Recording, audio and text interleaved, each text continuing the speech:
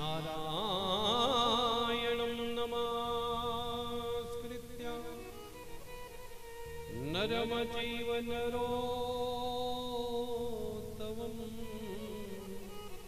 देवीं सरस्वतीं व्यासं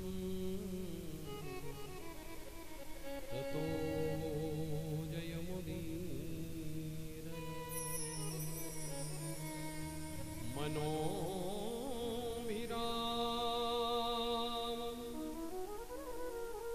नयनाभिरामं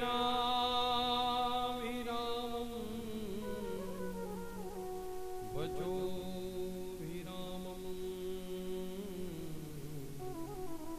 श्रवणाभिरामं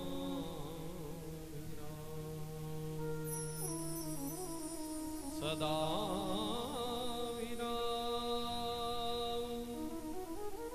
सतताभिरामं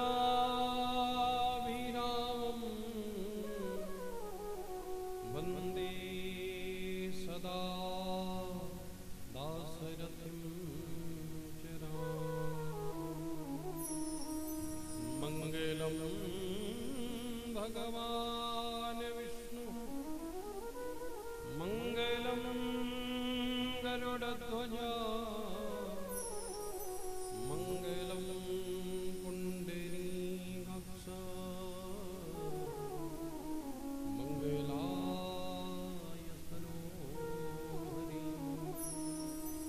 मनोजवं मारुततुल्यवेगं जितेन्द्रियं बुद्धिमतां वरिष्ठं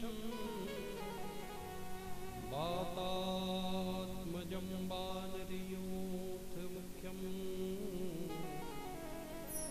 श्रीरामदूतं शरणं प्रपद्ये।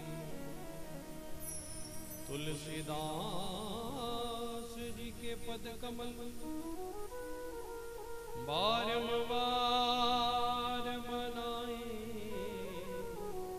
कथा करहु सिया राम की अनुमत हो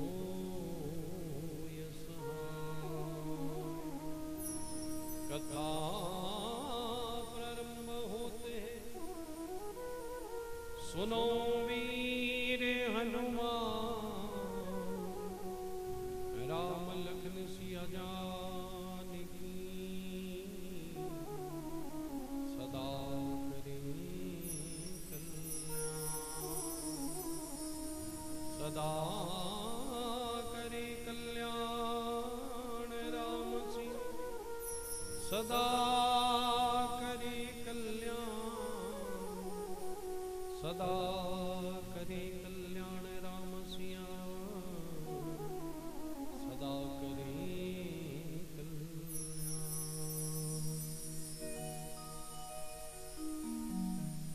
सिया राम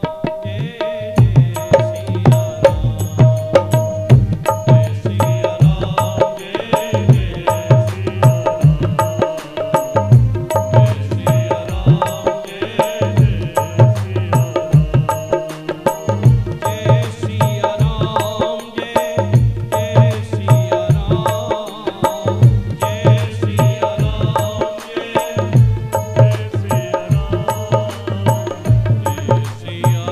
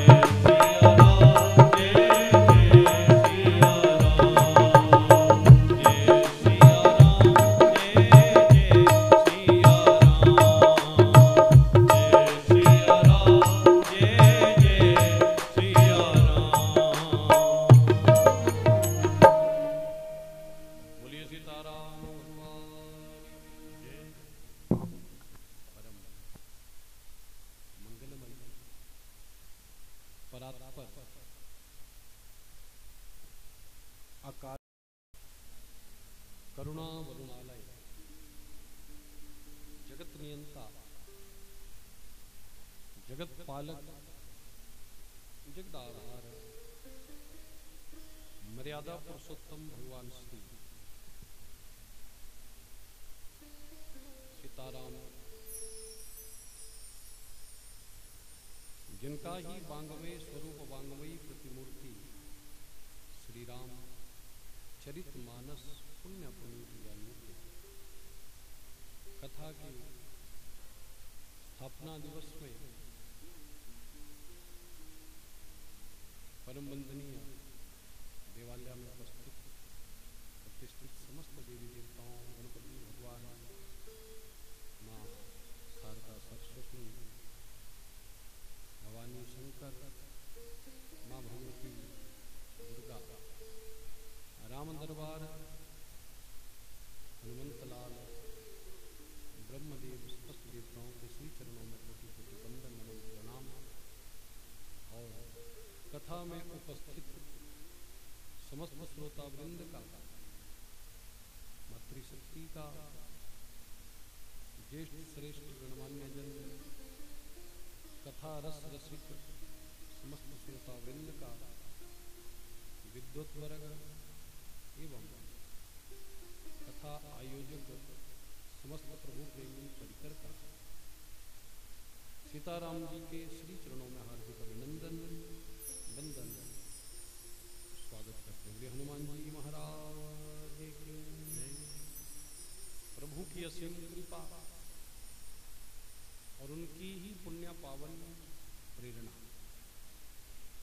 जो प्रत्येक वर्ष आप सबके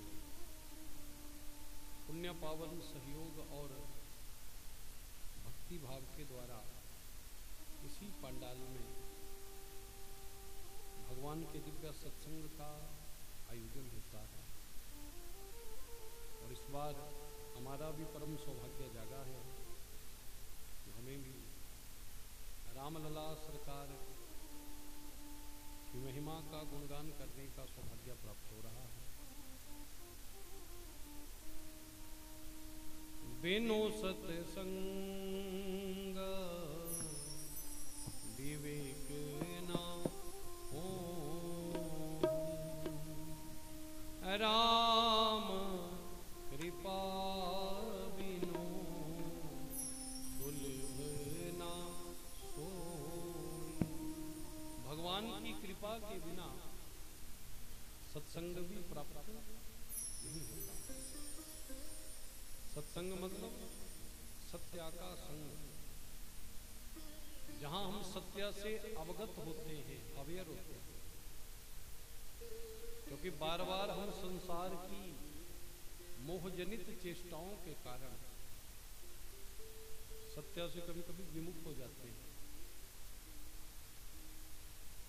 जगत और जगदीश में जगदीश ही हमारे जीवन के मुख्य लक्षण भी हैं, लक्ष्य भी हैं, सिद्ध भी हैं, साध्या भी हैं। लेकिन कभी कभी सांसारिक माया के कारण जगदीश को भूलकर व्यक्ति जगत को प्रधानता दे देता है। तो उस समय फिर सत्संग हमें पुनः पकड़कर सही राह पर लाने का कार्य करता है। बोलो सीताराम भगवान की। हवा ठीक आ रही है ना? बिल्कुल कम ज्यादा होगी तो इनको बता देना। बोलो राधे कृष्ण भगवान की, सीताराम भगवान की। माताओं सज्जनों, सत्संग का ये दिव्य शुभ अवसर एकादशी के पर्व से यज्ञ आरंभ हो रहा है।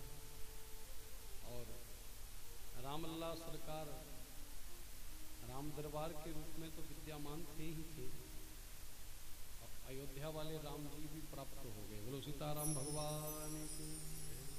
क्योंकि हम लोग उस कालखंड में भी राम कथा बोलते थे या सुनते थे जिस समय राम जी को तंबू में थे। और हम लोग इतने भी सौभाग्यशाली थे कि जिस दिन राम जी को राम मंदिर में प्रतिष्ठित किया गया उस दिन भी हम राम कथा ही बोल रहे थे। और आज हमारे व्यासपीठ पर भी अयोध्या से लाई गई राम जी की प्रतिमा प्रतिष्ठित हुई, तो आज भी राम जी की ही सेवा में। बोलो सीताराम भगवान की। ये त्रिवेणी हो गई पूरी। एक त्रिवेणी बह रही है आजकल, पुण्य पावनी त्रिवेणी में चल रहा है महाकुंभ, दूसरा महाकुंभ आपके गांव में शुरू हो गया। तो राम जी की बड़ी कृपा है जो हमको भी सौभाग्य मिला आप सबको कथा सुनाने का, क्योंकि हरि अनंत हरि कथा अनंता, कहहि सुनहि बहु विधि सब संता। हरि अनंत हैं और हरि की कथाएं भी अनंत हैं। तो कहने और सुनने का भाव सबका अपना अपना है। तो हम राम कथा सुनने के लिए बैठे हैं। पहले तो हम राम जी को ही जाने। राम जी कौन है? राम परात्पर पूर्ण ब्रह्म है। बड़े बड़े योगी जिनकी खोज में लगे हैं, जिन्हें पाने के लिए प्रयासरत हैं, वो ब्रह्म ही राम है।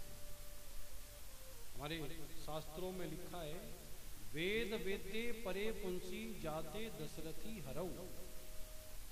वेदों में जिस ब्रह्म का निरूपण किया गया है वही ब्रह्म राजा दशरथ जी के घर में पुत्र बनकर प्रकट हुए।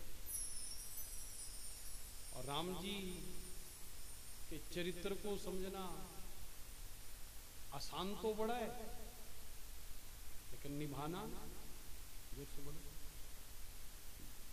मुश्किल है, असंभव नहीं है। और एक बात हमने अपने अनुभव में पाई है कि भगवान की भक्ति करने का लाभ और आनंद तब है जब आप भगवान को ना मानकर भगवान की माने। बोलो सीताराम भगवान की। किसको की माने? जोर से बोलो। भगवान की। आज वर्तमान में हम लोग, कोई कहते हैं मैं शिव जी को मानता हूँ, कोई कहता है मैं कृष्ण को मानता हूँ, कोई कहता है मैं माँ को मानता हूँ। अरे भैया, माँ को मानने से, कृष्ण को मानने से, सीता को मानने से कुछ नहीं होगा। उनके द्वारा निभाए गए चरित्र को निभाने से और उनकी कही गई एक एक बात को निभाने से कुछ होगा, तभी होगा ना। गुरु जी तो पढ़ा रहे हैं, बोले गुरु जी आपको मानते हैं पर आपकी नहीं मान सकते, तो मानने का लाभ क्या हुआ? बोले डॉक्टर को तो मानते हैं, लेकिन डॉक्टर के कहे हुए परहेज को ना माने स्वस्थ हो जाओगे? जोर से बोलो, हो जाओगे? डॉक्टर को मानो ना मानो वो अलग बात है, लेकिन डॉक्टर की मानो। और ये जो शास्त्र है ये भगवान की ही वाणी है, ये वांगमयी प्रतिमूर्ति है। और कलिकाल में वांगमयी प्रतिमूर्ति से सबके हृदय को निमज्जित करने का कार्य इस सत्संग के द्वारा हो रहा है। और उसी सत्संग में हम आप अभी मिले हैं। तो यजमान जी का भी धन्यवाद जो आपके माध्यम से हमको भी आने का सौभाग्य मिला। मुझे एक समस्या है, मैं यहाँ से पर्टिकुलर किसी व्यक्ति का नाम नहीं लेता। बोलो सीताराम भगवान की। या मुख्यमंत्री क्यों ना, बोलो सीताराम भगवान की। क्योंकि पीठ भगवान का है, तो इस पीठ से भगवान का ही नाम जितना निकले उतना अच्छा है। बोलो सीताराम भगवान की। तो हम जरा कथा में प्रवेश करें। राम कौन है? पूर्ण ब्रह्म। दुनिया में एक भी व्यक्ति ऐसा नहीं है जो राम का नाम ना लेता हो। अब में से किसी को डाउट तो नहीं है? एक बार जोर से सांस लो, फटाफट लो और छोड़ो। अनुभव करो आपने क्या बोला।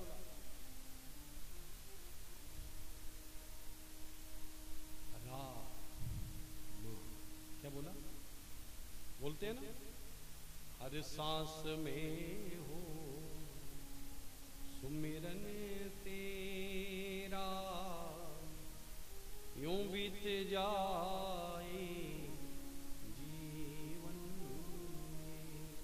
प्रत्येक श्वास में व्यक्ति जप रहा है राम शिव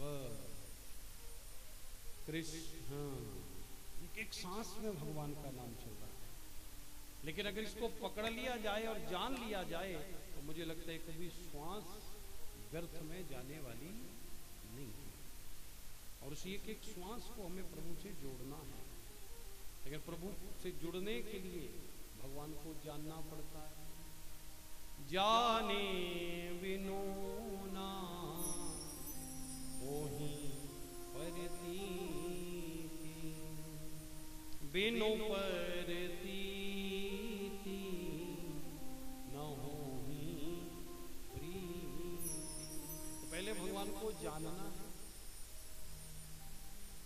क्योंकि हम लोग जान ही सकते हैं, मान ही सकते हैं। जानेंगे तब जब भगवान जनवाएंगे। संसार के व्यवहार में तो पहले किसी को जानते फिर मानने लगते हैं, लेकिन यहाँ सिर्फ मान सकते हैं, जानेंगे तब जब भगवान चाहेंगे कि आप हमें जानो।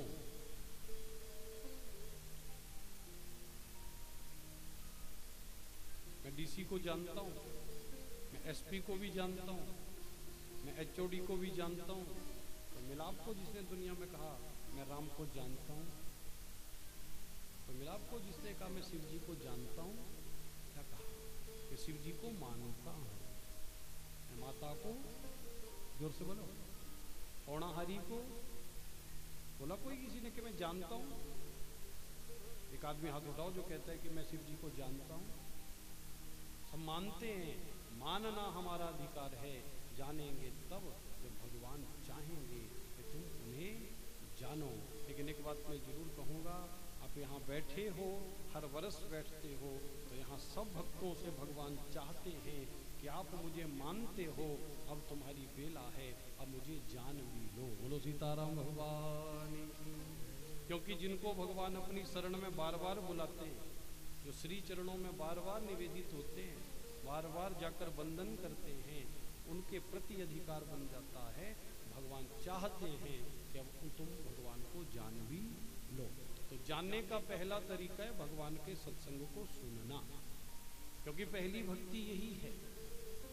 प्रथमा भगति सन तन करे संगा, दूसर रति ममा कथा प्रसंगा। पहली भक्ति है सत्संग में जाना, और दूसरी भक्ति है भगवान के नाम को बड़े प्रेम और श्रद्धा से सुनना। और एक बात और ध्यान से सुन लो, भगवान का नाम सुनना ही है कथा, बाकी संसार की बातें करना है व्यथा। बोलो सीताराम भगवान। अच्छा, कहीं भी कथा होगी तो किसका नाम आएगा? किसकी कथा है? भगवान की है ना। सुना किसी इंसान की कथा सुनाते तुमको? जहां भगवान है वहां कथा होगी, और जहां इंसान है, संसारिकता है, वहां कथा नहीं, वहां व्यथा होगी। ये तो कथा है। कथा मतलब जो हमें अवगत कराती है हम कौन थे, हमें क्या होना चाहिए, और वर्तमान में हम क्या हो गए हैं। उन्हीं राम जी के श्री चरणों में हम पूरे 9 दिन गोता लगाएंगे। तो चलो मंगलाचरण करते हैं कथा का। वर्णानामृत सिंहानां रसानां छंदसामपि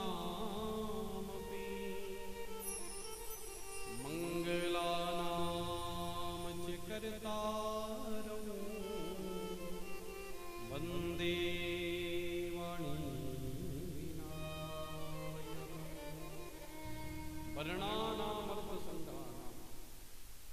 गोस्वामी तुलसीदास जी रामचरितमानस का आरंभ जो करते हैं, पहला अक्षर है व। क्या अक्षर है? जोर से बोलो। हमारे शास्त्रों में बहुत सारे ग्रंथ ऐसे हैं जो व अक्षर से ही शुरू होते हैं। आदरणीय सुखदेव जी जिस समय राजा परीक्षित को उपदेश देना शुरू करते ना भागवत जी का, परीक्षित जी ने प्रश्न रखा सामने, म्रियमाणस्य किम कर्तव्यम।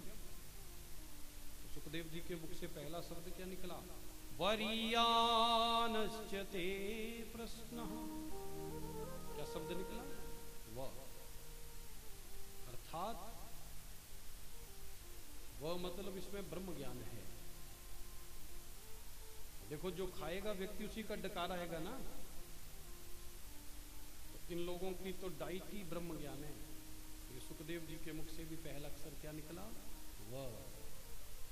वागर्था विव संपृक्तो वागर्था प्रतिपत्ति जगता पितरो वंदे पार्वती परमेश्वरो। बहुत सारे ग्रंथों का आरंभ हमारे साहित्य में वह से ही है। और यहां भी पहला अक्षर आया, वर्णानाम अर्थ सिंहानाम रसानाम छंदसामपि मंगलानाम च कर्तारौ वंदे वाणी विनायकौ। तुलसीदास जी सर्वप्रथम ग्रंथ का मंगलाचरण करते हैं। तो तुलसीदास बाबा गणपति जी के श्री चरणों में प्रणाम करते हैं। गणेश जी कौन, भगवान शंकर के पुत्र श्री गणेश। श्री गणेश मतलब कार्य की निर्विघ्न परिसमाप्ति की प्रार्थना। हम लोग कोई भी काम करते हैं तो क्या बोलते हैं, चलो श्री गणेश कर दो, बोलते हैं ना, शुभारंभ। तो मां रामायण का शुभारंभ बाबा तुलसी ने किया है, तो गणेश जी के चरणों में प्रणाम किया है। बोले गणपति गणेश भगवान की। और साथ में इसी श्लोक में रस छंद बुद्धि ज्ञान की दात्री मां शारदा सरस्वती जी के चरणों में भी प्रणाम किया है। बोले सरस्वती मातु की। दोनों के चरणों में प्रणाम किया। ये दोनों ना हो तो इस संसार का निर्वहन होना कठिन है। और कार्य का आरंभ करना कठिन है जी, और कार्य को निर्विघ्न पूर्ण करना और कठिन है। लेकिन इसकी जिम्मेवारी हम सौंपते हैं श्री गणेश जी के श्री चरणों में। अब अपना संभालो इंतजाम। प्रभु हमारा धर्म था इस सारी व्यवस्था को बनाना, इस कार्य को निभाने का कार्य किसका, विघ्न विनाशक श्री गणेश जी का। गणेश जी के श्री चरणों में वंदन। रस छंद बुद्धि वाणी के अधिष्ठात्री स्वामिनी मां शारदा जी के चरणों में भी प्रणाम किया है। द्वितीय श्लोक में आदरणीय प्रातः स्मरणीय बाबा तुलसी जी वंदन करते हैं किसका, भवानी शंकरौ वंदे श्रद्धा विश्वास रूपिणौ याभ्याम विना न पश्यन्ति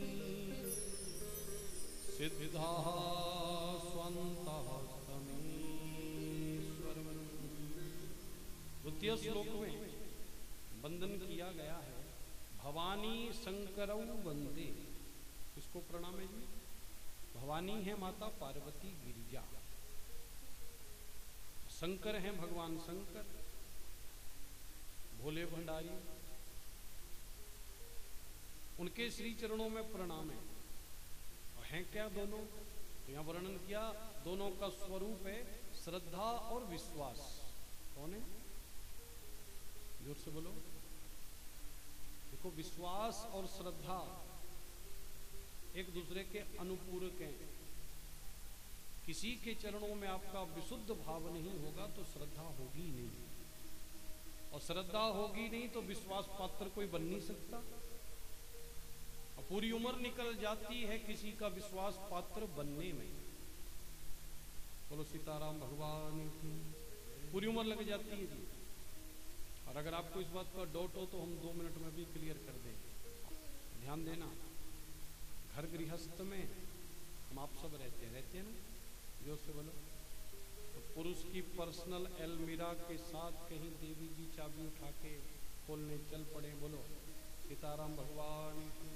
या माता जी की पर्सनल अलमारी को कहीं पुरुष चाबी लेके खोलने लग जाए तो माता जी का रिएक्शन क्या होगा? तुम्हारा क्या इधर, मेरी चाबी छोड़ो। तो पति बोलेंगे हम दोनों में क्या भेद है? चलो भेद तो कोई नहीं, लेकिन हमने अपना बड़ा विशेष गुप्त धन भी रखा होता है, वो आपको सब चीज की जानकारी आपको दे नहीं सकते हम जानकारी।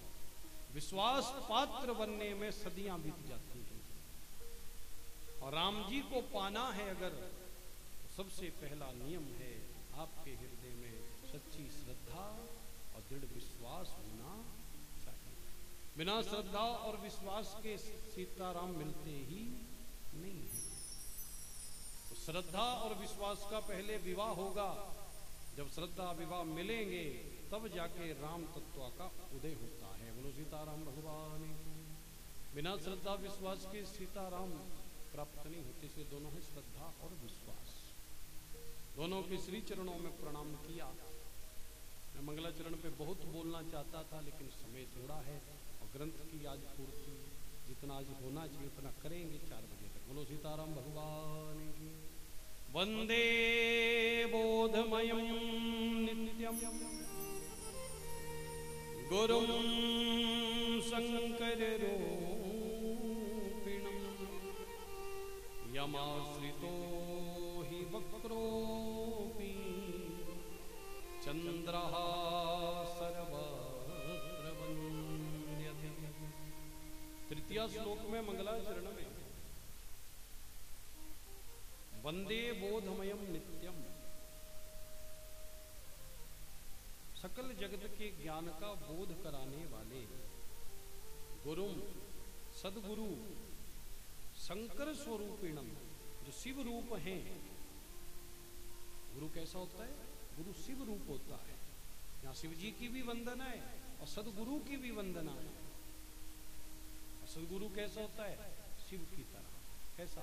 यमाश्रितो ही वक्रोपी, जिनके आश्रय में जाकर वक्र चंद्रमा भी वंदनीय हो जाए, ऐसे सदगुरु रूपी शंकर जी के श्री चरणों में भी बारंबार प्रणाम है।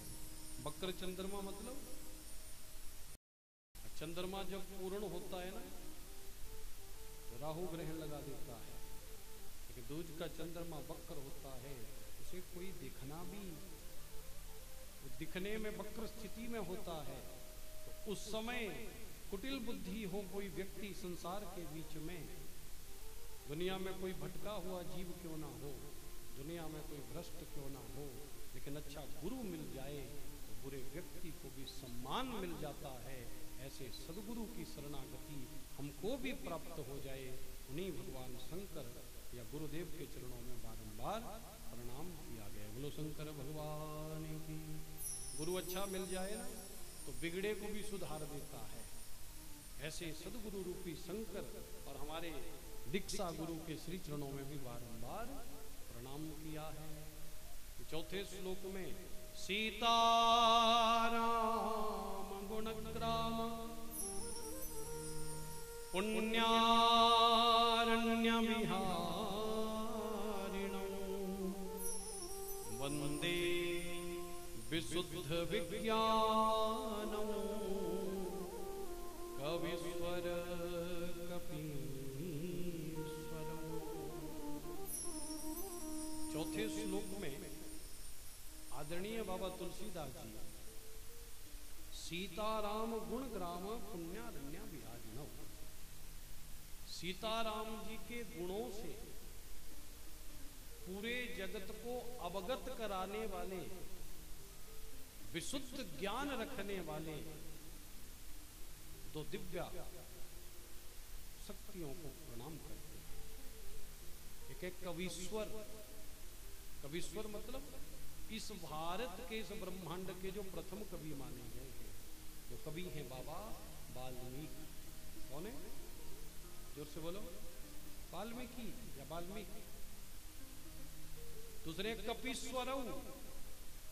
कपीश्वर मतलब बलवंत हनुमंत लाल जी, उनके चरणों में भी प्रणाम है।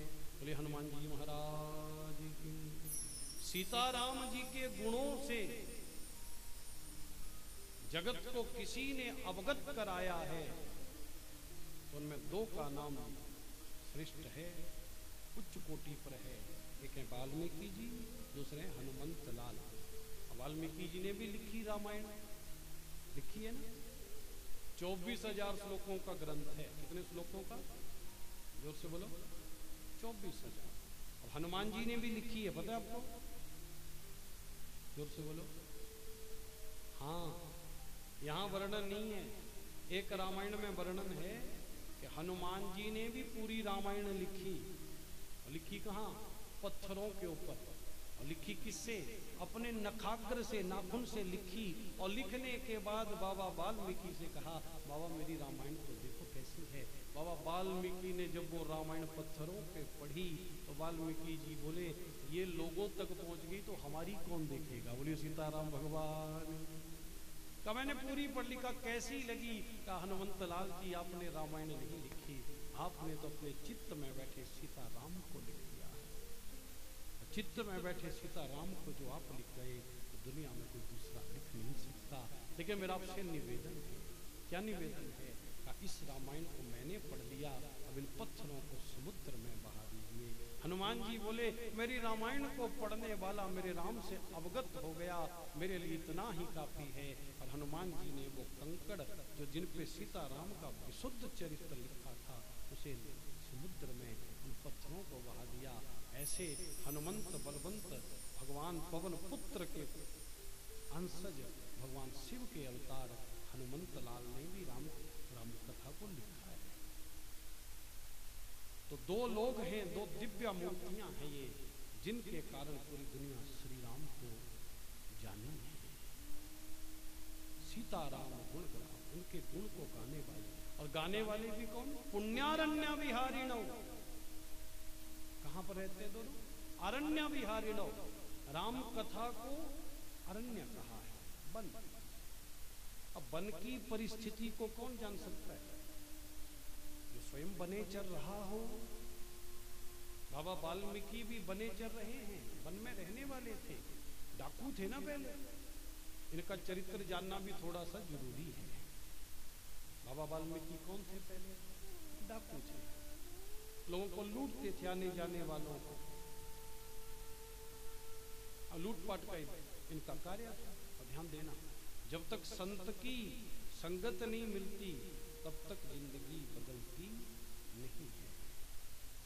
हनुमंत लाल जी के संग वाल्मीकि जी को वंदन है, तो वाल्मीकि जी का पूर्व चरित्र जानना भी जरूरी है, क्योंकि इनके माध्यम से रामायण इस जगत को रत्न मिला है। तो माताओं सज्जनों, रत्नाकर नाम था इनका। आने जाने वालों को लूटते थे। एक दिन नारद जी मिल गए। नारद जी ने पूछा, अरे बाबा लूटपाट क्यों करता है? उनको भी लूटना चाहा।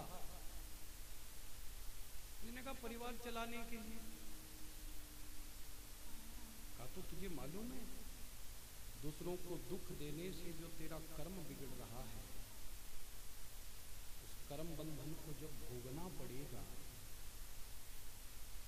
तो उसमें तेरा कोई भी साथी नहीं होगा। अब बाबा सब परिवार वाले मेरा कमाया खाते हैं तो खुद भोगेंगे? का ऐसा नहीं है। इस धरती पर कोई भी जब पैदा हुआ तो भगवान ने पहला नियम उसके लिए बनाया। ये समझ लो, एग्रीमेंट साइन करवा दिया भगवान ने हमसे। क्या? कर्म प्रधान विश्व रचि राखा। कर्म प्रधान विश्व रचि राखा। कर्म प्रधान विश्व रचि राखा। कर्म प्रधान विश्व रचि राखा। जो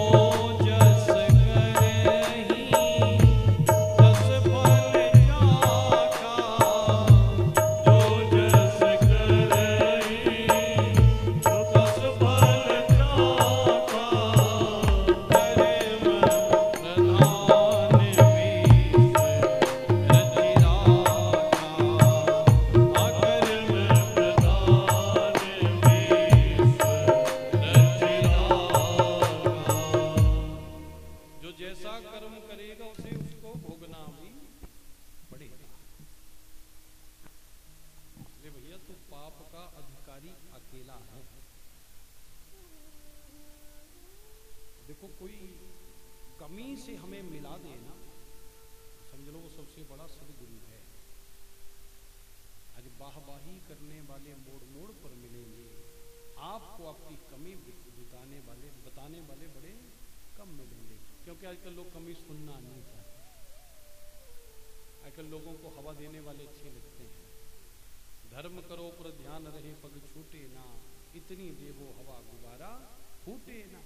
लेकिन वर्तमान में हवा देने वाले बड़े मिलते हैं। बोलो सीताराम भगवान की, सच्चिदानंद भगवान की। माताओं सज्जनों, परम आदरणीय नारद जी ने समझाया, जब भाग्य अच्छा हो तभी बात समझ आती है। कथा में, सत्संग में अच्छी अच्छी बातें सुनाई जाती हैं, लेकिन समझ एक वक्त पर आती है। जो बातें कथा में बोली जाती हैं, जो अनुभव लेकर पूरी जिंदगी बिता चुका है, वो कह गए कि बात करोड़ रुपए की है। जिसकी जिंदगी का अनुभव शुरू हुआ है तो सोचेगा कहाँ फंस गए आकर। बोलो सीताराम भगवान की।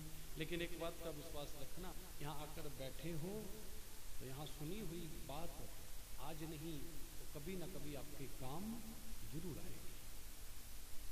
और नारद जी ने कहा कि तुम्हें शक कह के बांटेंगे तुम तो पूछ के आ। अब बाबा भाग जाओगे। नारद जी बोले अपने राम के पास एक कमंडल, एक चिमटा ले जा। घर गए, परिवार वालों को पूछा।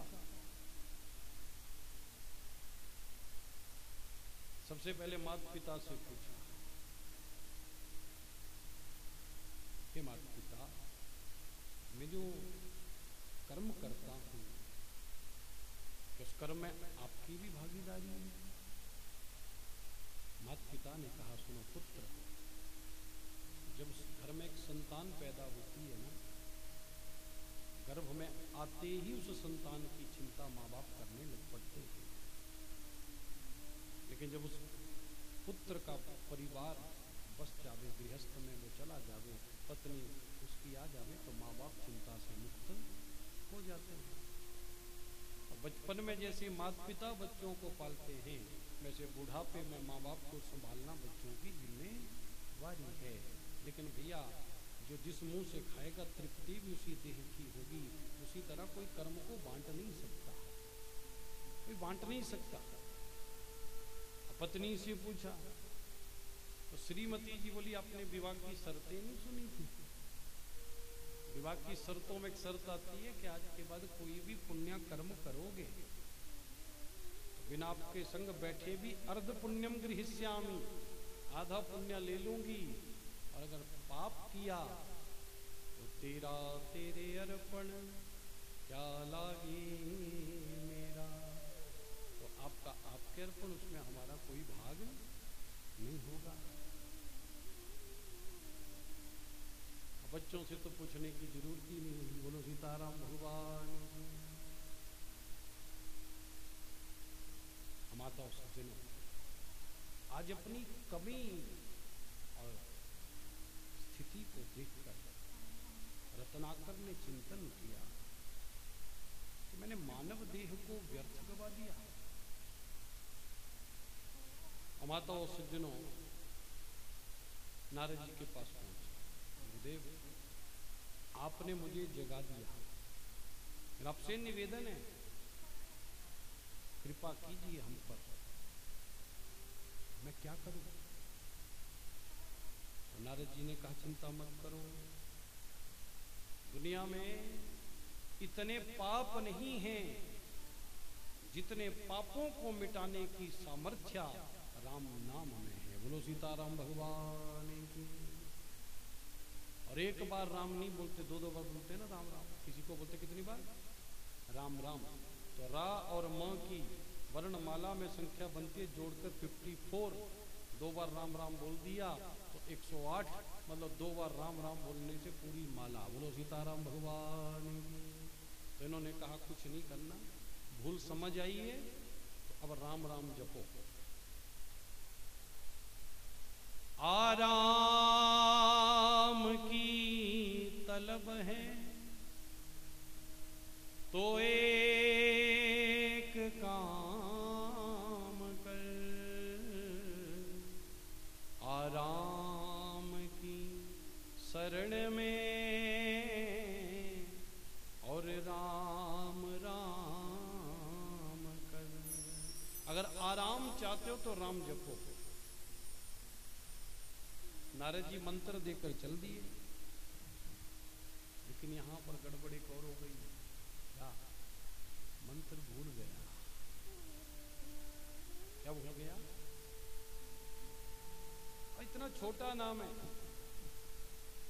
हम आप भूल जाते हैं क्या? जोर से बोलो। जी भूलते, बहुत बार भूलते हैं।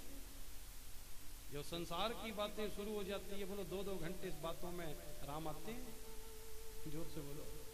भूलते हैं कि नहीं भूलते? भूलते हैं कि नहीं? और भूलते हम नहीं, परिस्थितियां भुलाती है। राम की ठगनी माया भुलाती है। माता और सज्जनों, राम नाम भूल गया। भूलने का कारण, जब पाप जीवन में बढ़ते हैं तो पाप बुद्धि को खाते हैं। बुद्धिम लुम्पति यत द्रव्यम मादकम तदुच्यते। जो बुद्धि का भक्षण करते उस द्रव्य का नाम है मादक। इसीलिए साधकों के लिए सर्वप्रथम भोजन व्यवस्था, रहन सहन सात्विक कहा गया है। अब इनको तो राम भूल गया, राम नाम भूल गया। इसीलिए पाप से बचो। पाप ज्यादा करोगे तो पाप आपको पाप कर्म में ज्यादा लगाएगा, पुण्य कर्म में आप खलल करोगे। ऐसा नहीं है कि पुण्य कर्मों में विघ्न नहीं है। पुण्य कर्मों में विघ्न करता कौन है? राक्षस। और राक्षस उस युग में, प्राचीन काल में, सतयुग आदि में तो राक्षस अलग थे, देवता अलग थे। लेकिन वर्तमान में एक ही आदमी में देवता भी और राक्षस भी, पता नहीं कौन कब क्या बन जावे। भरोसा है? जोर से बोलो। कभी राम राम बोल रहे, हो सकता है आधे घंटे बाद पिस्तौल लेके आ जाए। बोलो सीताराम भगवान। भरोसा क्या है जी? क्या भरोसा है? किस मोड़ पे वो आपका सिर फोड़ दे, किस मोड़ पे तुम्हारा स्वार्थ सिद्ध कर दे। अमाता और सज्जनों, मादक द्रव्यों से बचो और पाप से बचो। तस्मात् पापम न कुर्वीत पुरुषासंसितव्रतः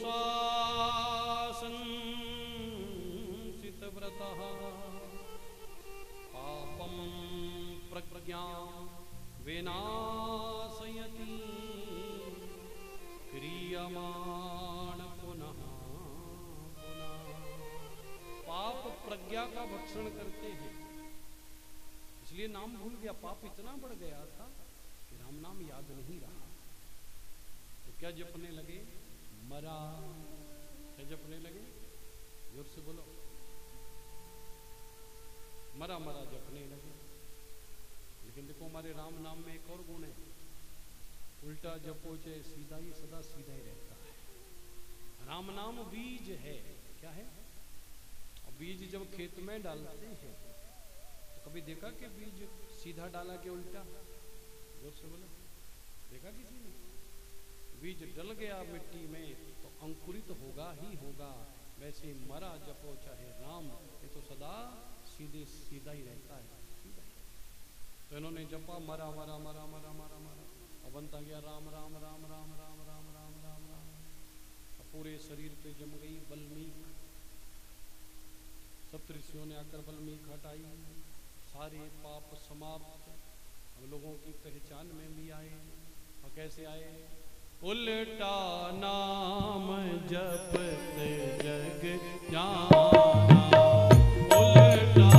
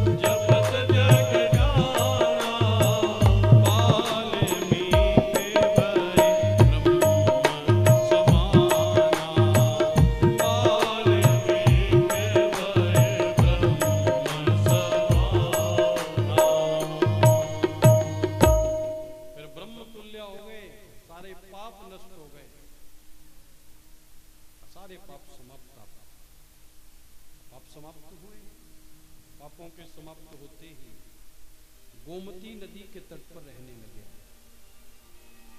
और एक दिन अपने एक शिष्या के संग, जिनका नाम था भरद्वाज, उनके साथ स्नान के लिए जा रहे थे। वहां पर नदी के तट पर एक क्रौंच पक्षियों का जोड़ा, सारस पक्षी भी बोलते क्रौंच, वो जोड़ा ऐसा जोड़ा है पक्षियों का कि एक को कुछ हो जाए तो दूसरा भी जिंदा नहीं रहता।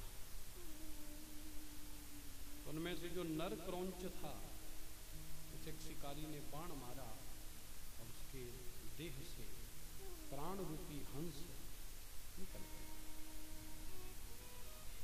और उसके प्राण जाते ही उसकी पत्नी ने भी उसके वियोग में तड़प तड़प कर प्राणों को त्याग डाला।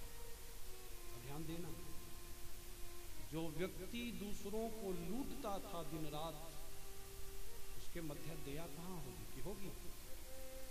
लेकिन आज एक सारस पक्षी की मृत्यु को देखकर जिसका हृदय पसीज गया और मुखारविंद से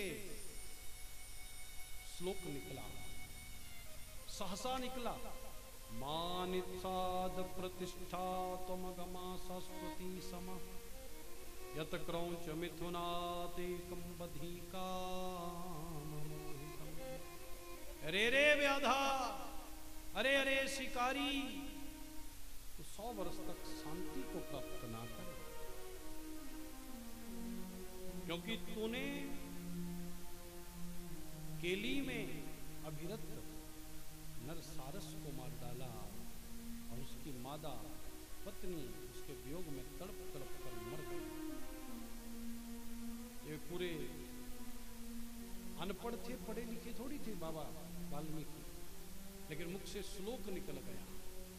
बाद में सोचने लगे मेरे मुख से श्लोक कैसे निकला, तो सप्तऋषियों ने कहा अब तुम्हारे मुख से ऐसे 24,000 श्लोक निकलेंगे, क्योंकि अब आपको रामचरित्र गाना है, लिखना है। पाप पाप करवाता है और पुण्य पुण्य करवाता है। आप अच्छा काम कर रहे हो तो समझ लो पूर्व जन्म का कोई पुण्य जागृत है तो कर पा रहे हो। मैं बात बार बार कहता हूँ कथा में, मुझे ये अनुभव होती है। कौन बेटा है जो माँ बाप की सेवा नहीं करना चाहता? उठाओ हाथ। कौन परिवार है जो अपने घर बार को देखना नहीं चाहता, लेकिन कुछ मजबूरियां और कुछ पूर्व जन्म के कर्म ऐसे हैं, करना सब कुछ चाहते हो लेकिन वो करने नहीं देते। मुझे नहीं लगता दुनिया में कोई ऐसा बेटा है जो अपने माँ बाप की सेवा ना करना चाहता हो, लेकिन उसकी कुछ ग्रह स्थिति, कुछ मानसिक स्थिति या कुछ संग या कुसंग के कारण नहीं कर पाता। करना सब चाहते हैं, कौन नहीं चाहता तीर्थ जावे, लेकिन उसके लिए हमारा आचरण बिगड़ा है, इसलिए नहीं हो रहा है। हमारा आचरण हो, सत्यम वद धर्मम चर मातृदेवो भव पितृदेवो भव। जब आचरण बनेगा तो ये चरण स्वतः ही श्रेष्ठता की ओर जाएंगे, लेकिन आचरण में कमी है। वो आचरण शुद्ध हुआ तो वही बाबा वाल्मीकि रामायण लिख डाले। क्या लिखे? जोर से बोलो। रामायण लिखी पूरी, कितने श्लोकों की? 24,000 श्लोकों की। और कब लिखी? ऐसा भी प्रमाण है कि राम जी के धरती पर आने से पहले लिख दी। कब लिख दी? राम जी के धरती पर आने से पहले। और इसका प्रमाण है, पद्म पुराण में एक प्रसंग आता है कि राम भगवान समुद्र के किनारे बैठे हैं, समुद्र से रास्ता मांग रहे हैं कि राह दे दो, हमें पार जाना है। लेकिन माताओं सज्जनों, 2-3 दिन हो गए, समुद्र रास्ता नहीं दे रहा। तो लक्ष्मण जी को क्रोध चढ़ा। लक्ष्मण बोले कादर मन कहा एक आधारा, देव देव आलसी पुकारा, नाथ देव कर कब न भरोसा, सोसी सिंधु करिए मन रोसा, कोटि सिंधु शोषक तब सहायक। अरे प्रभु आप क्या कर रहे हो? आपके एक बाण में 1 करोड़ समुद्र सुखाने की सामर्थ्य है और आप रास्ता मांगते हो। राम जी कहते हैं भैया लक्ष्मण करूं क्या? बाबा वाल्मीकि लिख गए हैं। क्या लिख गए हैं? कि राम जी बनाकर पार गए थे। अब यह ड्रामा जैसा लिखा जाएगा निभाना वैसा ही पड़ेगा कि नहीं? बोलो सीताराम भगवान की। अगर हमने समुद्र को सुखा दिया तो बाबा वाल्मीकि जी की रामायण गलत हो जाएगी। इसलिए ये प्रमाण है कि राम जी की लीला से पहले ही रामचरित्र को बाबा वाल्मीकि ने लिखा था। तो ऐसे परम कवि बाबा वाल्मीकि और राम जी के प्रिय सेवक और अपने चित्त में सदा राम जी को रखने वाले वीर हनुमान जी के चरणों में चौथे श्लोक में प्रणाम किया गया है। बोले हनुमंत लाल भगवान की। और उसके बाद वंदना की है माता सीता। किसकी वंदना है?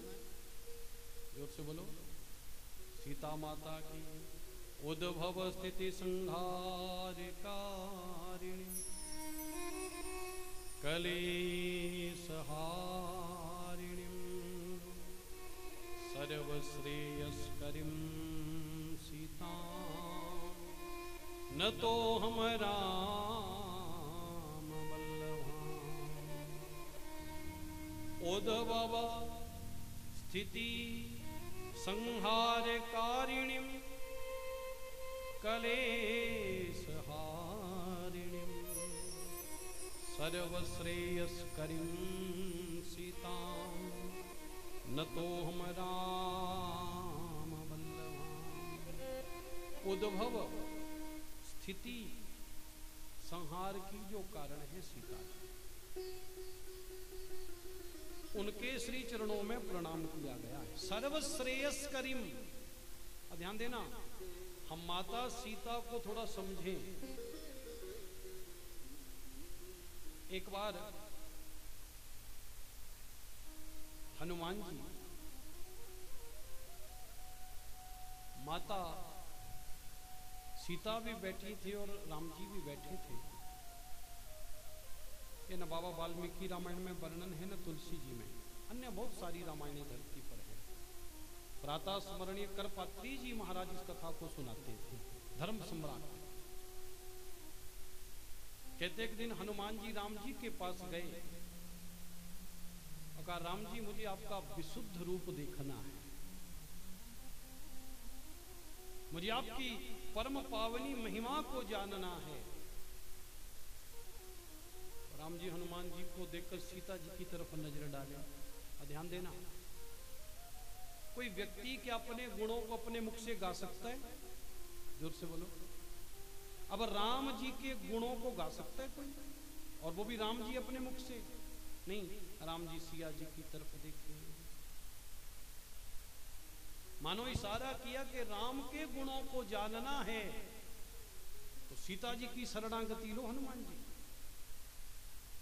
तो हनुमान जी सिया जी की शरण में गए और सिया जी की महिमा सिया जी गावे, ये नहीं हो सकता। राम की महिमा सीता जी गा सकती। सीता जी ने कहा राम पूर्ण ब्रह्म है, लेकिन एक बात और, ब्रह्म निष्क्रिय होता है जी। कैसा होता है?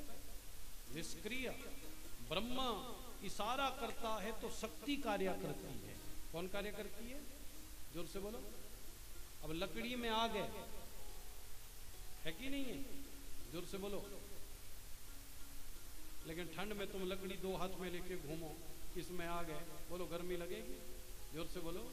जब तक उसको जलाने की शक्ति नहीं होगी तब तक उस लकड़ी से अग्नि प्रकट नहीं होगी। राम जी क्या हैं ये राम नहीं बताते, ये सीता जी बताती हैं।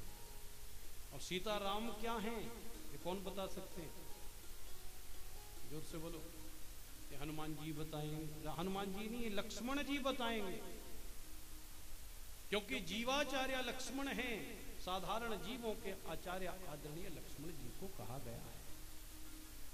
लक्ष्मण जी कैसे हैं हनुमान जी बताएंगे। सीता राम लक्ष्मण की महिमा हनुमान जी गाते हैं, भरत की महिमा हनुमान गाते हैं, शत्रुघ्न की महिमा हनुमान गाते हैं। लेकिन हनुमान जी की महिमा कौन गाता है?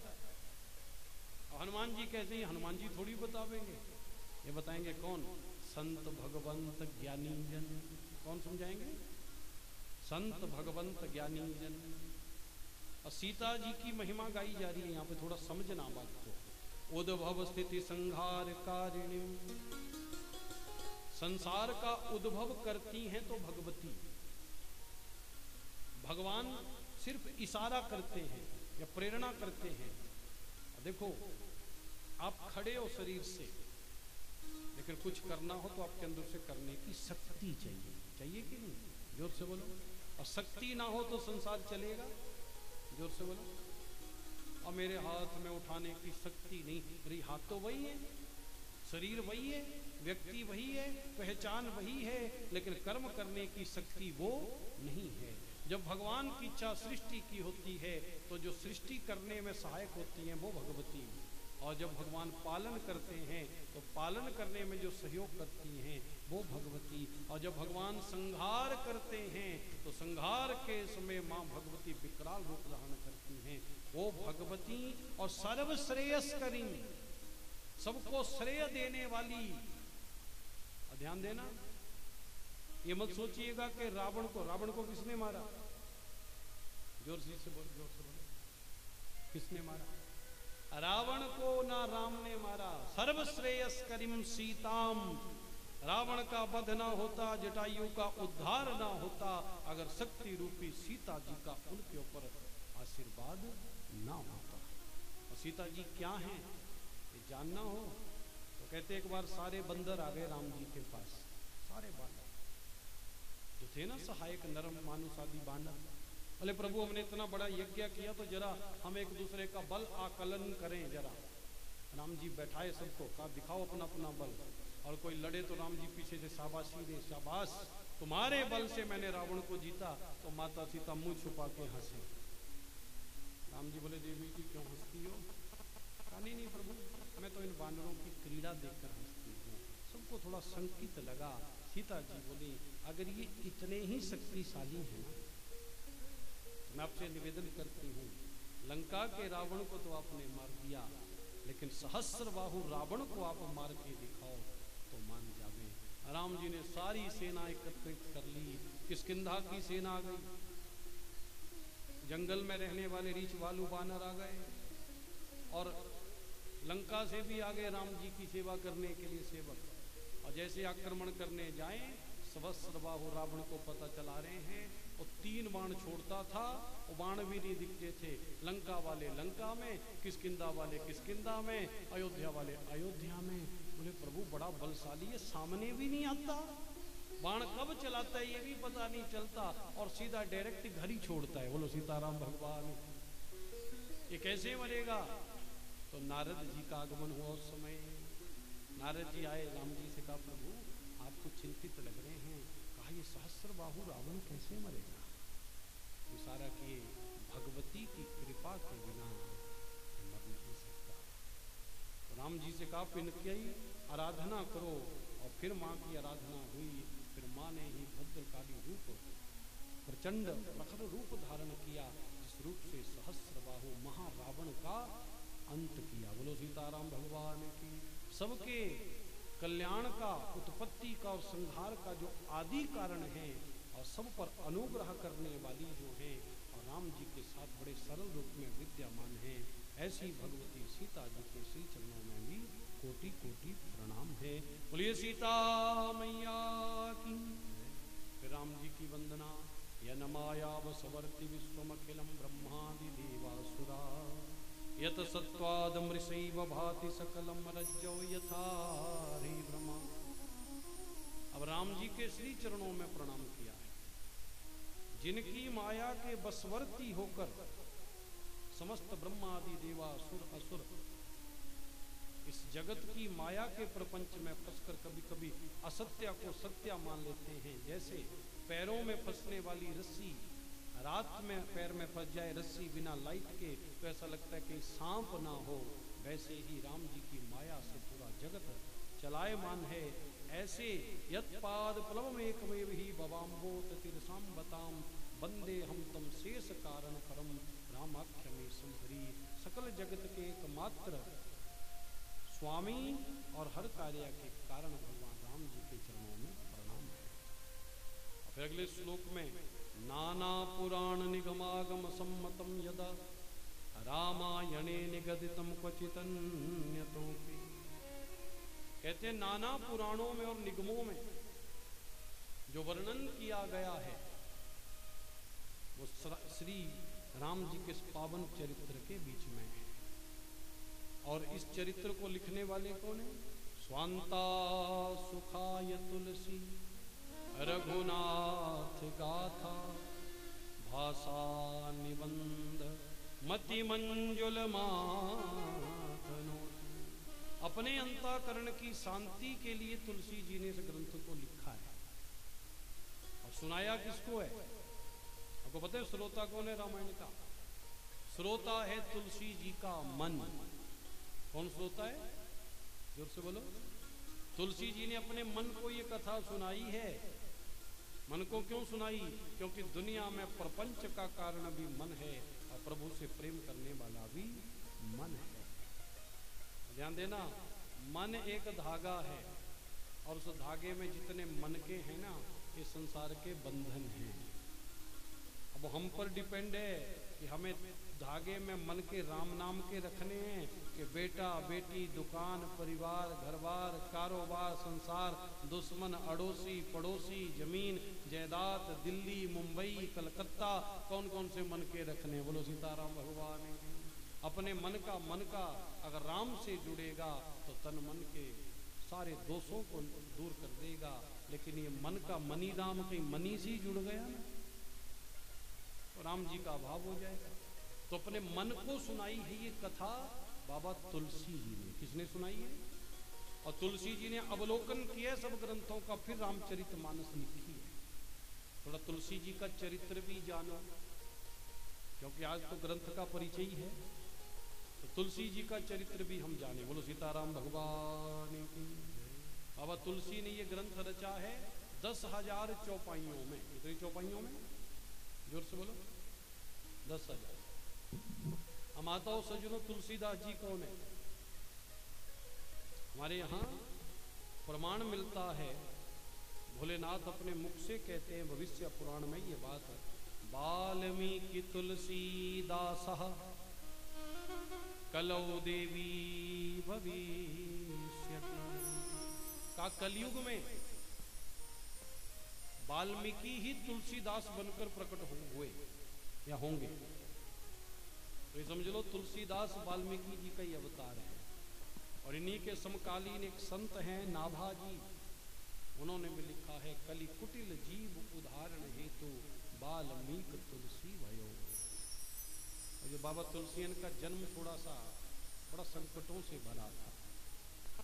संकटों से भरा मतलब ध्यान देना, भगत का जीवन संसारिक वस्तुओं के अभाव में रहता है।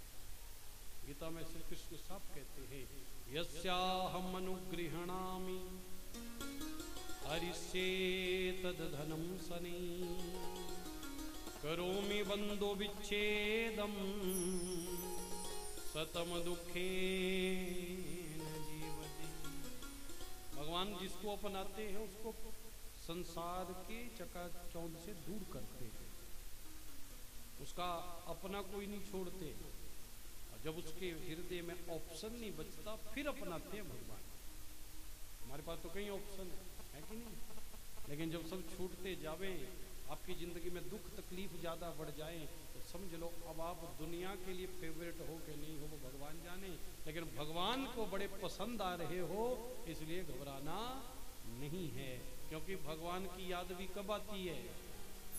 दुखों से अगर चोट खाई न होती तो मोहन तेरी याद आई न होती। दुखों से अगर चोट खाई न होती तो मोहन तेरी याद आई न होती। दुखों से आई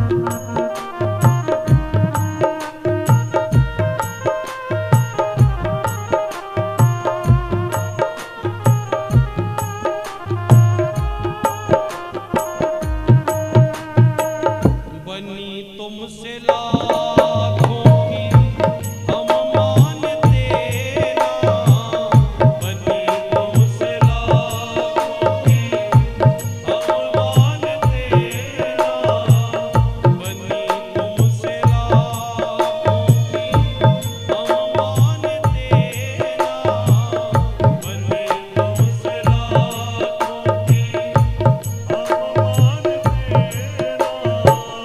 हमारी जो बिगड़ी बनाई न होती, हमारी जो बिगड़ी बनाई न होती, दुखों से अगर चोट खाई न होती, तो राघव तेरी याद आई न होती। दुखों से अगर चोट खाई न होती, तो राघव तेरी याद आई न होती। जय श्री राम।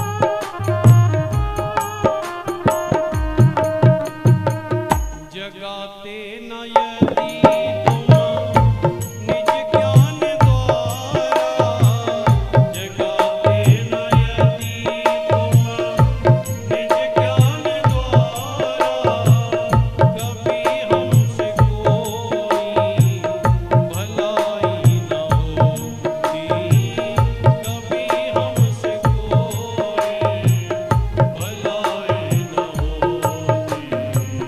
दुखों से अगर चोट खाई न होती, तो राघव तेरी याद आई न होती। दुखों से अगर चोट खाई न होती, तो राघव तेरी याद आई न होती। कभी चैन मिलता नहीं हमको जगे में, कभी चैन मिलता ना हमको जगे में, तुम्ही ने जो चिंता मिटाई न होती, तुम्ही ने जो चिंता मिटाई न होती। दुखों से अगर चोट खाई न होती, तो राघव तेरी याद आई न होती। दुखों से अगर चोट खाई न होती, तो राघव तेरी याद आई न होती। तो राघव तेरी याद आई न होती, तो राघव तेरी याद आई न होती। बोलिए सीताराम भगवान की जय। दुखों से अगर चोट ना खाई होती, तो राघव तेरी याद आई होती। गोस्वामी जी का जन्म भी कुछ ऐसा ही दुखों से भरा। जन्म लिए तो पूरे 32 दांत, पैदा हुए अभुक्त मूल में, गंडमूल में। ब्राह्मणों ने कहा 12 वर्ष तक पिता बेटे का मुख नहीं देखेगा। दिखेगा तो पिता के लिए संकट है। देखो घर में रहेंगे तो मुख तो दिख ही जाएगा छोरा का। इसलिए माताओं सज्जनों वहां पत्नी को भेज दिया पीहड़, जाओ चली जाओ मायके, हम 12 वर्ष तक मुख नहीं देखेंगे। अब पीहड़ के लिए पत्नी गई, कहते हैं कि वहां गई तो मायके में मां भी समाप्त, ननिहाल का पूरा वंश समाप्त, इधर दादा भी समाप्त, पिता भी पूरा, दादा का वंश भी, और ननिहाल में मां सहित मां का भी पूरा पीहड़ समाप्त हो गया। कोई रहा नहीं पालने वाला। तो मूल गोसाई चरित में लिखा है, साक्षात जगत जननी जगदम्बा पराम्बा पार्वती जी से भोलेनाथ ने कहा, देवी अब तो मन पूर्णा हो, इस बालक की जिम्मेवारी आपकी है, अब आपको इसे पालना है। तो माँ ने फिर उस बालक को पाला, रोज भोजन कराने आती है मैया।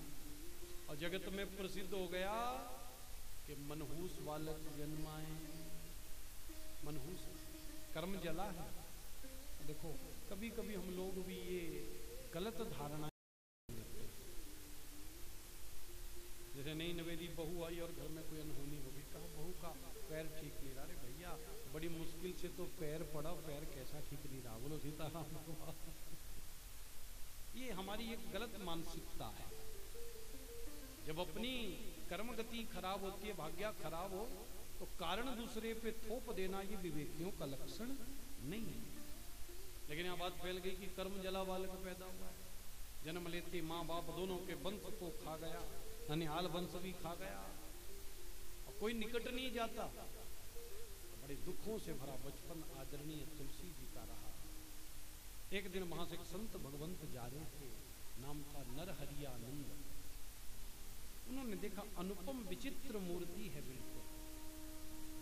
उन्होंने पूछा, बेटा तुम कौन हो, माता पिता कौन है, नाम क्या है? कहा बाबा नाम है भोला, दुनिया में मेरा कोई नहीं है, मुझे कोई अपने निकट भी फड़कने नहीं देता, सब कहते हैं कर्म जला बालक पैदा हुआ है। नरहरियानंद ने कहा, बेटा जिसका कोई नहीं है ना, उसके मेरे राम हैं, चल मेरे साथ। अपने साथ ले आए तो लोगों ने कहा, बाबा मत लेके जा, ये जन्म लेता पिता के वंश को, नाना के वंश को खा गया, तेरी भी टोली समाप्त कर देगा, ये पतित है, अधम है। तो नरहरियानंद जी ने कहा, अगर ये पतित है तो मेरे राम पतित पावन है, पतितों को भी पवित्र करने वाले हैं मेरे श्री राम। और अपने संग ले आए, आश्रम में रखा। कहा बाबा मेरा काम, कोई काम नहीं, बस राम राम रट, राम राम राम राम राम राम रट बस। कभी कभी हम लोग सोचते हैं राम नाम छोटा सा, बड़े लंबे मंत्र का ज्यादा होगा। भैया दवाई बड़ी हो चाहे छोटी हो, भावना और तकसीर सही हो ना, तो छोटी गोली भी काम करती है। बोलो सीताराम भगवान। माताओं सज्जनों राम राम रटने लगे, वेद वेदांग का वहां पर अध्ययन किया, और पूरे 15 वर्ष वहां रहे। 15 वर्ष के बाद लौटकर अपने गांव राजपुरा में आ गए। राजपुरा में आए तो वहां पर विवाह भी हुआ। पत्नी का नाम था रत्नावली, मां का नाम था तुलसी, पिता का नाम था आत्माराम। और एक दिन माताओं सज्जनों जब विवाह हो गया तो पत्नी में बड़े आसक्त रहते थे, बड़े आसक्त। देखो किसी से प्रेम मिला ही नहीं था ना। लेकिन एक बात ध्यान रखिए, प्रेम मिल जाना बड़ी बात नहीं है, लेकिन जिंदगी में किसी को भी अपनी जिंदगी की इतनी बड़ी जरूरत मत बना देना कि उसके बिना रहना मुश्किल हो जाए। माताओं सज्जनों पत्नी चली गई मायके किसी कारणवश, और पत्नी मायके गई, कोई काम पड़ गया दिन में, पड़ोस में बोल गई कि मैं सवेरे आ जाऊंगा। लेकिन बाबा तुलसी इतने पत्नी पर आसक्त कि रात में ही ससुराल दौड़ पड़े। रास्ते में एक नदी थी, नदी में तैरना जानते नहीं थे, मुर्दा तैर रहा था उसके भरोसे पार। रात में पहुंचे ससुराल तो खिड़की में लटक रहा था सांप। सोचा हमारी देवी जी ने कोई रस्सी बांधी मानो खिड़की से, और उसी सांप को रस्सी समझकर चढ़ गए ऊपर, जाके पत्नी को जगाया, देवी तुम आई नहीं। पत्नी बिल्कुल स्टॉन्ड हो गई, मैं कौन आ गया मध्य रात, कहाँ, तुझे तो मालूम है कि मैं तुम्हारे बिना एक पल नहीं रह सकता। पत्नी ने कहा, अरे पति देव, अब आ तो गए हो आप, लेकिन सवेरे जब ससुराल वाले पूछेंगे कब आए कैसे आए, तो क्या नाक रहेगी आपकी? हमें आपसे बड़ा स्नेह करता हूं, सवाल है। पत्नी ने कहा, हाड़ मांस के पिंजरे से इतना प्रेम? पत्नी ने मानो फटकार लगा दिया। जो पत्नी ने नहीं, विद्वान लोग कहते हैं आज हनुमान जी बोल रहे हैं। कौन बोल रहे हैं? पत्नी नहीं बोली। ध्यान देना, आपके लिए कोई बड़ी बेशकीमती और श्रेष्ठ बात बोल रहा हो ना, देखने में मानव साधारण है, लेकिन उसके अंदर बैठा हुआ जो ब्रह्म उसको जीवंत होने का साक्षी है, वो भगवान बोल रहा है। कौन बोल रहा है? तो हनुमान जी बोले, मानो धिक धिक ऐसे प्रेम को क्या कहूँ मैं ना, लाज न लागत आपको दौड़े आए साथ। धिक धिक ऐसे प्रेम को क्या कहूँ मैं ना, लाज न लागत आपको दौड़े आए साथ। अस्थि चरम मय देह मम या सो इतनी पी, अस्थि चरम मय देह मम या सो इतनी प्री, जो होती रघुनाथ सो हो न भरत भव भी। धिक धिक ऐसे प्रेम को क्या कहूँ मैं ना, लाज न लागत आपको दौड़े आए साथ, दौड़े आए साथ, दौड़े आए साथ। कहा, ये हाड़ मांस का पिंजरा है, इससे इतना प्रेम श्री राम से करते भव सागर से पार हो जाते। और आज ऐसा लगा मानो हनुमंत लाल ही बोले, और उसी समय कहा, देवी तुम्हारे लिए बहुत रो लिया, अब ये आंखें रोएंगी तो राम जी के लिए रोएंगी, तड़पेंगी तो राम जी के लिए तड़पेंगी। और छोड़ दिया घर, और चित्रकूट में आकर लंगोटी धारण कर ली, लोगों को भगवान के चरित्र सुनाने लगे। माताओं सज्जनों, एक दिन एक प्रेत जो बेर के पेड़ में रहता था। देखो, तुलसी जी जब सवेरे दीर्घ शंका निवृत्ति के लिए जाते थे, मलमूत्र त्याग के लिए, तो पहले हमारे जैसे वर्तमान में घरों में शौचालय आदि हैं, पहले ये व्यवस्था नहीं थी। तो वो एक लोटे में जल लेकर जाते थे, और जो जल बच जाता था शंका निवृत्ति के बाद, उसे एक पेड़ की जड़ में चढ़ाते थे। उस पेड़ में रहता था एक प्रेत। प्रेत को ऐसा ही मिलता है, प्रेत हो गया खुश। प्रेत ने कहा, बाबा मांग क्या चाहता है?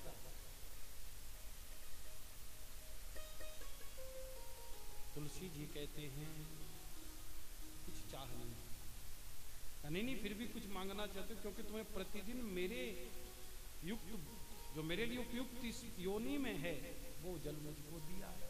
अब आप कुछ मांगना चाहते हैं तो मांग लो। बाबा तुलसी ने कहा, अगर दे सकते हो तो सिर्फ एक इच्छा है। क्या? एक भरोसो एक बला,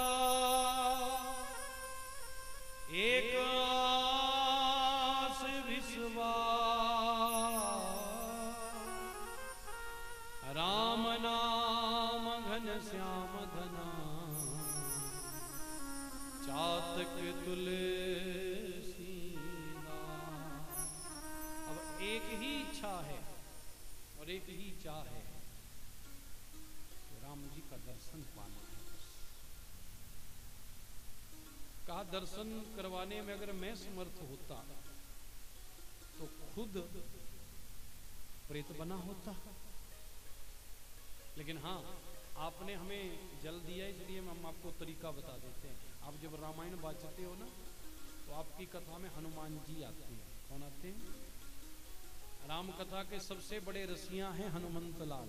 यहाँ तो साक्षात विराजमान रहे हैं सबसे बड़े रसिया। जगन्नाथपुरी में हम राम कथा बोलने गए थे तो वहां पर एक जगह हनुमान जी का मंदिर देखा, वह बेड़ी वाले हनुमान। मैंने पूछा बेड़ी वाले हनुमान जी की हिस्ट्री। कहा जब भी कन्हैया ने कहा देखो समुद्र नहीं आना चाहिए हनुमान जी हमारी नगरी में, हम यहाँ बसते हैं। कहा ठीक है प्रभु। हनुमान जी बोले प्रभु वो तो ठीक है लेकिन समस्या एक और है। क्या? बोले हम हैं राम कथा के रसिया, हम कहीं कथा सुनने बाहर गए हों पीछे से समुद्र आ जाए तो अपनी गारंटी कोई नहीं, और बार बार समुद्र आके जगन्नाथ जी के मंदिर तक पहुंच जाए। कन्हैया बोले बांधो इनको। तो वहां पे हनुमान जी को बांधा गया है बेड़ी में, और जब से बांधा गया है तब से समुद्र जगन्नाथ जी के श्री चरणों में पहुंचा नहीं। बोलो सीताराम भगवान। ऐसे रसिया हैं हनुमान जी राम कथा के। हनुमान जी आते हैं आपकी कथा में, और कोढ़ी का रूप बना कर आते हैं। आते भी सबसे पहले हैं और जाते भी सबसे बाद में हैं, और आगंतुकों की सेवा करते हैं। आज बाबा ने कथा सुनाई, ध्यान रखा कथा सुनाते सुनाते देखा एक कोढ़ी शरीर में मवाद मानो लहू टपक रहा हो, ऐसा दुर्गंध युक्त शरीर बना के आते हैं क्योंकि पहचान ना ले कोई। और जैसे ही हनुमान जी आए कथा सुनाई, ध्यान रखा यही बाबा लग रहे हैं। कथा पूरी हुई तो दौड़कर व्यासपीठ से उतर कर गए। बाबा प्रणाम। हनुमान जी बोले रे व्यास जी बड़ा सुंदर व्याख्यान करते हो मेरे राम जी का। कहा तो अगर मैं व्याख्यान अच्छा करता हूँ तो दिल में एक इच्छा है, एक बार देखना चाहता हूँ राम जी को। कहा तुम ही तो शब्दों के विग्रह से लोगों को भगवान से मिलाते हो शब्द ब्रह्म के द्वारा, हम कैसे मिलाएं आपको? कहा हनुमान जी रूप छुपाने की जरूरत नहीं है, मुझ पर कृपा कर दीजिए, एक बार राम जी का दर्शन करना चाहता हूँ। और एक बात और कह दूं, कथा बिना दक्षिणा के सुननी नहीं चाहिए, तो ये समझ लो दास की दक्षिणा होगी राम जी का दर्शन। हनुमान जी बोले चलो दिखा लाता हूँ। चित्रकूट ले गए, एक जगह बैठा दिया, यहाँ राम जी आएंगे, यहाँ राम जी आएंगे। ध्यान देना भगवान हमें कभी वैसे नहीं मिलेंगे जैसा हम सोच के बैठे हैं। भगवान सदा हमें हमारी सोच से परे मिलता है। ना जाने किस रूप में नारायण मिल जाए। हम सोच के बैठे हैं कि ऐसे ऐसे होंगे, नहीं नहीं नहीं, वो किस रूप में कब आएंगे कोई भरोसा नहीं है, लेकिन आएंगे पक्का अगर विश्वास पक्का होगा। अब वहां राम राम रट रहे हैं, तुलसी जी देख रहे हैं, कोई आए कोई जाए, हनुमान जी तो दिखे नहीं। हनुमान जी गायब हो गए। का राम जी आएंगे थोड़ी देर में, दर्शन कर लेना। का ठीक है। अब राम जी आए किसमें? गौर वर्ण और कृष्ण वर्ण के दो बालक घोड़े पर बैठकर आए। गोरे हैं लक्ष्मण, काले हैं हमारे राम। तो देखा किसी बड़े श्रेष्ठ घराने के बच्चे लगते हैं, श्रेष्ठ घर के बालक लगते हैं, लेकिन ये थोड़ी सोचा कि ही राम होंगे। और चले गए। हनुमान जी आए, देखा नहीं नहीं हमने तो नहीं देखा। कोई बालक आए थे छोटे छोटे? हाँ आए तो थे बालक, बड़े सुंदर थे, एक गौर वर्ण थे, एक कृष्ण वर्ण थे। बोले जो काले थे वही सरकार थे। अरे मैं चूक गया, दोबारा मौका दो। तो कहते हैं मौनी अमावस्या को चित्रकूट में लगता है मेला, अभी आ रही है बीच में कथा में आएगी मौनी अमावस्या, जिस दिन महाकुंभ में भी दिव्य स्नान होगा। तो माता और सज्जनों मौनी अमावस्या पर बैठा दी जगह राम जी आएंगे, चंदन घिसने लगे बाबा तुलसी, और सवेरे से इंतजार कर रहे हो हम किसी का, और दोपहरी हो जाए तो बोलो सारा चार्म समाप्त हो जाता है कि नहीं? जोर से बोलो। अब मेहमान आ रहा हो कोई, कब पहुंच रहे हो?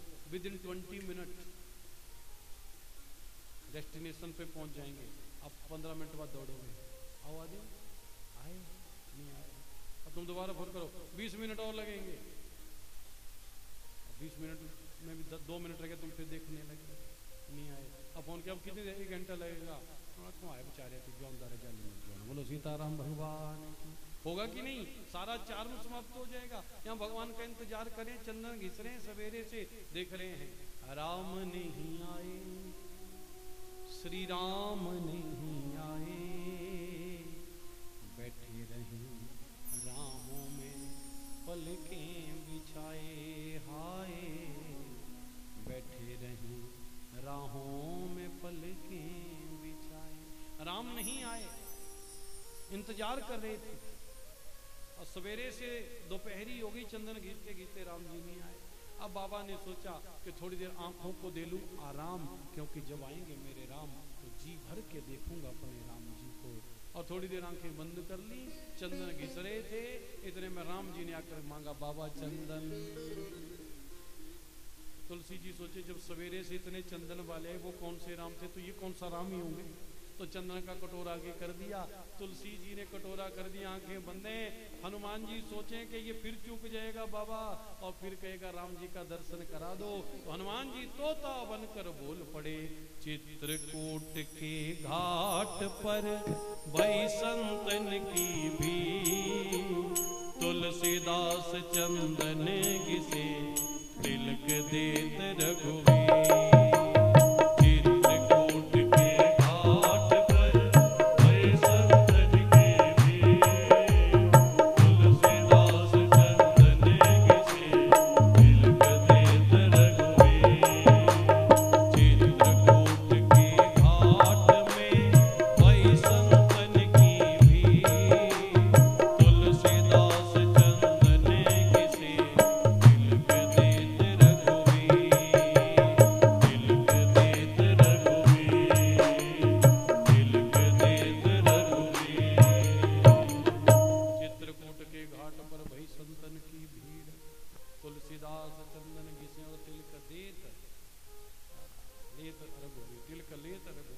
तिलक ले रहे हैं भगवान राम, तब जाके आंखें खोली, राम जी का जी भर के दर्शन पाया।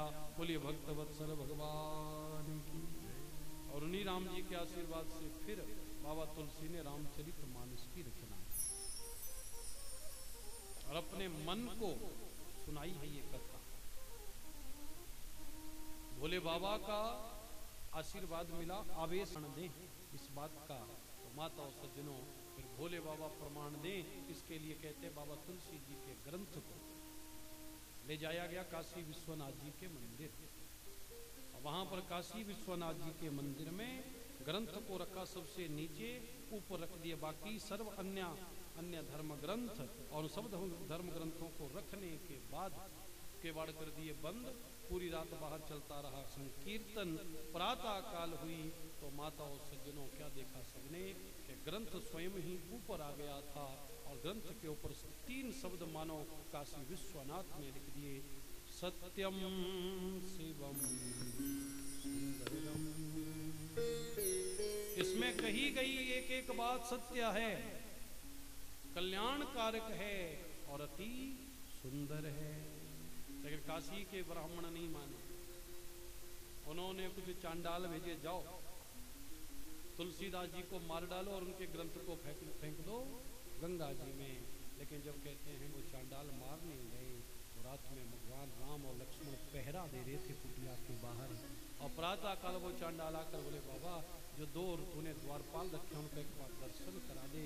तुलसी जी को भान हुआ मेरी रक्षा के लिए मेरे राम लक्ष्मण को कष्ट उठाना पड़ रहा है, तो अपना ग्रंथ अपने समकालीन संत टोडरामल को सौंपा, और स्वयं श्रावण शुक्ल सप्तमी को प्रकट और श्रावण शुक्ल तीज को प्राणों को प्रभु चरणों में समर्पित कर दिया। लेकिन उनका रचना किया हुआ ये ग्रंथ आज भी जनमानस के बीच में बड़े प्रेम और श्रद्धा से गाया जाता है। तो तुलसी जी के चरणों में भी बारंबार प्रणाम। फिर वंदन किया, जो सुमिरत सिद्धि होई गुण नायक कविवर बदन, करहूं अनुग्रह सो बुद्धि राशि शुभ गुण सदन। गणपति जी के चरणों में फिर चौपाई सोरठा के माध्यम से भी वंदन किया गया, और फिर गुरुदेव के चरणों में वंदन है। तो आइए गुरु चरणों में वंदन करें। और जिन जिन को वंदन किए बाबा ने तो कोई छोड़ा नहीं, लेकिन हम 2 मिनट में जिन जिन के चरणों में वंदन किया है सार गर्भित वंदन करके आज की कथा को विराम देंगे। क्योंकि आज इतना ज़्यादा भी नहीं बोलेंगे कि कल आप लोग छुट्टी कर जाओ। बोलो सीताराम भगवान की। क्योंकि हमको आदत है लगातार 3-3.5 घंटे बोलने की, निरंतर क्रम में चल रहे हैं। लेकिन ऐसा न हो कल से माताएं बोले लास्ट दिन ही चढ़ गई फिर। बोलो सीताराम भगवान की। तो आज इतना ओवरडोज भी नहीं देंगे। लेकिन आज मौका तो अच्छा था भगवान की कृपा से कि 3 घंटे मिल जाते, लेकिन विद्युत विभाग थोड़ा सा नाराज था और हनुमान जी भी चाहते थे कि 2 बजे के बाद ही हमारी कथा शुरू हो। तो हम आप कुछ करने योग्य नहीं है, भगवान जैसा चाहते वैसा ही होता है। तो आइए गुरुदेव के चरणों में वंदन, अन्य अन्य जिन जिनको वंदन किया उनको सार गर्भित वंदन करें। वंदो गुरु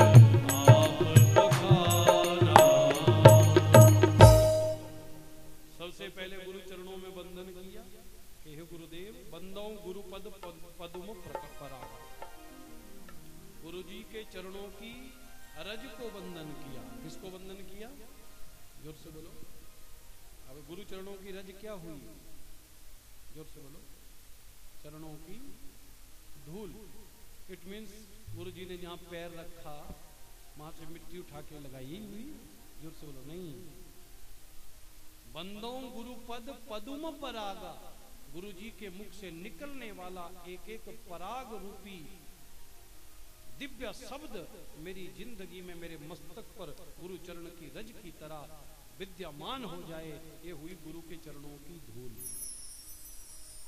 धूला धूला को तो बंधन करते हैं गुरु जी, तो हाथ चरणा की धूल लगा ली, कन्हैया तोरे चरणा की धूल जो मिल जाए और कन्हैया मिल जाए तो भक्त भाग जाए। बोलो राधे राधे। तो ये स्थिति खराब है। गुरु जी को वंदन किया, फिर धरती मैया को वंदन किया, पंचायतन देवताओं को वंदन किया, सज्जनों को वंदन किया, असज्जनों को भी वंदन किया, फिर शिव पार्वती को पुनः वंदन किया और उसके बाद बाबा रिपुसूदन शत्रुघ्न जी को प्रणाम किए, भरत जी के श्री चरणों में प्रणाम किया, हनुमंत लाल जी के चरणों में प्रणाम किया, जिनकी कृपा से राम रजाई से पूरा जगत अपलावित होता है। उन समस्त देवी देवताओं को वंदन करके फिर कथा का आरंभ होता है तीर्थराज प्रयाग से।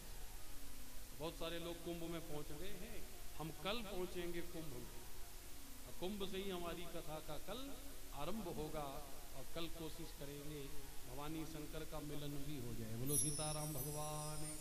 तो शिव विवाह तक की कथा कल बोलेंगे, आज की कथा को यही विराम। आज की कथा का पूर्ण पुण्य आप सबको प्राप्त हो। सीताराम जी की कृपा सब भक्तों पर बरसती रहे। और कल से कथा का समय 12:15 बजे आप पहुंच जाएं। हम ठीक 12:30 व्यासपीठ पर बैठ जाएंगे। हम इंतजार नहीं करते किसी का, चाहे एक श्रोता होगा चाहे 2 होंगे। समय जिसने नहीं पकड़ा तो जीवन में सदा पिछड़ा ही रहता है। तो ठीक 12:30 कथा शुरू और ठीक 3:30 पौने 4 बजे तक आरती करके आप लोग पुनः फिर अपने घर के कार्य करके भोजन आदि से निवृत्त होकर घर के कार्य करें। और सायंकालीन आरती 7:30 बजे से तो हमारे संग आए हैं भगवान के भक्त, रात्रिकालीन आरती का सत्र स्वयं संभालेंगे। तो आज की कथा को यहीं विराम।